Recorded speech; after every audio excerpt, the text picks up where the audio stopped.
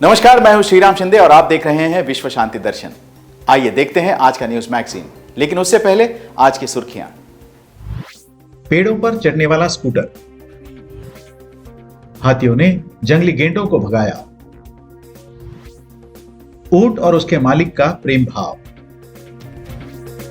गले में पड़े टायर से मगरमच्छ हुआ आजाद, प्राकृतिक संरक्षण के पथ पर महिलाएं।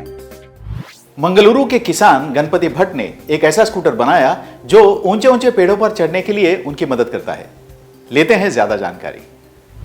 भारत के मंगलुरु के रहने वाले गणपति भट्ट ने यह ट्री स्कूटर बनाई है। यह स्कूटर उन्हें ऊंचे ऊंचे पेड़ों पर चढ़ जाने में मदद करती है। 50 साल के गणपति भट्ट कर्नाटक में मंगलुरु में सुपारी की खेती करते हैं। उनका 18 एकड़ का खेत है। उन्हें 60-70 फुट ऊंचे पेड़ों पर चढ़ना पड़ता है, जिसके लिए उन्हें एक मशीन की जरूरत महसूस हुई। इस खोज के लिए भट्ट ने काफी समय और धन खर्च किया। 2014 में उन्होंने इस स्कूटर पर काम करना शुरू कर दिया था। तब से वह रिसर्च और निर्माण में लगभग 40 लाख रुपए खर्च कर चुके हैं। 4 साल में उन्होंने अपने इंजीनियर साथीदार की मदद से इसका प्रोटोटाइप तैयार किया था। तैयार हो जाने के बाद भट्ट ने इसे बेचना शुरू कर दिया। अब तक 300 से ज्यादा स्कूटर बेच चुके हैं और एक ट्री स्कूटर की कीमत 62,000 रुपए है। वह कहते हैं कि उन्हें अपनी खोज पर गर्व है। असम के प्रशासन ने माजुली गांव से जंगली गेंडे को भगाने के लिए हाथियों की मदद ली। आगे क्या हुआ, आइए देखते हैं।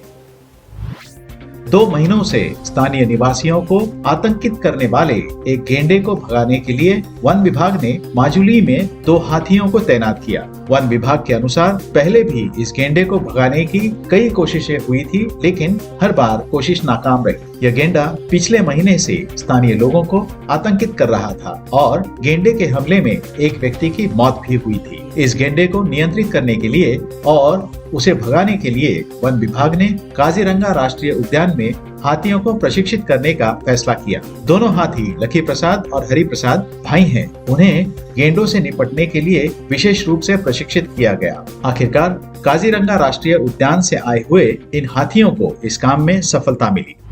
एक अरसे के बाद मिलकर एक ऊंट अपने पुराने मालिक से लिपट गया, जताया अनोखा प्रेम संबंध। जानवर जानते हैं कि इंसान से बेहतर प्यार कैसे किया जाता है। एक वीडियो ये साबित करता है। एक दिल दहला देने वाली क्लिप हाल ही में वायरल हो गई है, जिसमें एक ऊंट अपने मालिक को गले लगाता नजर आया है। ऊंट का मालिक कुछ दिनों के लिए अपने झुंड से दूर चला गया था। उसकी वापसी पर एक ऊंट द्वारा उस पर बरसाया गया प्यार अनोखा है। इस वीडियो को 20,000 से अधिक बार देखा गया है। एक मगरमच्छ के गले में अटका टायर 6 साल बाद निकला और मगरमच्छ हुआ आजाद।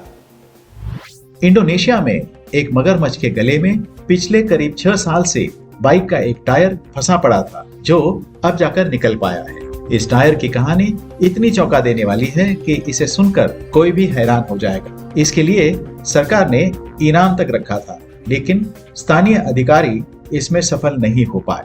इसके बाद वहां के एक बहादुर युवक ने ऐसा कारनामा कर दिखाया कि मगरमच्छ की जान भी बच गई और टायर भी निकल गया। ये घटना इंडोनेशिया के सेंट्रल सुलावेसी प्रांत की है। 13 फीट लंबे इस मगरमच्छ के गले में यह टायर 2016 से फंसा हुआ था। किसी ने इसका शिकार करने के लिए यह टायर इसके गले में फंसाया होगा, ऐसा अनुमान है। जब इस मगरमच्छ को टायर के साथ छटपटाते हुए लोगों ने देखा, तो शहर के निवासियों ने इस जानवर की जानकारी वन्यजीव संरक्षण अधिकारियों को दी। आखिरकार इस युवक की हिम्मत और बहादुरी की वजह से कई वर्षों से गर्दन में फंसे टायर से मगरमच्छ आजाद हो सका। कास्का भाषा में एक कहावत है जिसका अर्थ है महिलाएं भूमि की देखभाल करती हैं, और यह सच भी है। कैसे, आइए देखते हैं।